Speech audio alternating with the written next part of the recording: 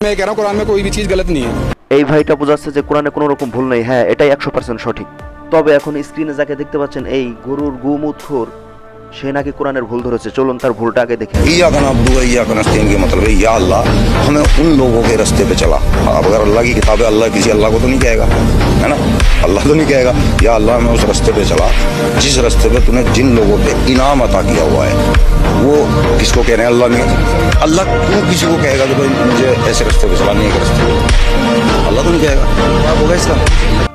এই গোমূত্রখোর বোঝাইতে চাচ্ছে যে যদি কোরআন আল্লাহর কিতাব হয় তাহলে আল্লাহ কার কাছে বলবে যে আমাকে সঠিক পথ দেখাও। প্রথমে আমি বলবো ভাই তুই গরুর গোমূত্র খাওয়া ছেড়ে দে, তাহলে বিষয়টা ইজিভাবে তোর বুঝে আসবে। এখন শোন তাহলে তোর উত্তরটা। ছোট সময় যখন কোনো বাচ্চা অপরাধ করে তখন তার মা তার কান ধরে বলে যে আমার সাথে বল যে আম্মু আমি আর কখনো এমন অন্যায় করব না। এখন তার মানে এই নয় যে বাচ্চাটার মা তার নানির কাছে এইটা বলে ক্ষমা চাচ্ছে। তার সাধারণ ন্যূনতম জ্ঞান থাকলে ওটা বোঝা যায় যে বাচ্চার মা ক্ষমা চাচ্ছে না, বাচ্চাকে ক্ষমা চাইতে শিখাচ্ছে। যা বাদ দে, এটা তোর বোঝার ক্ষমতা নাই। কারণ মানুষের শরীরে রক্ত প্রবাহমান থাকে, আর তোর শরীরে গরুর চুনা, गोमूत्र, गोमात्रा का पेशाब जिस जिस्म में है वो क्या समझेगा।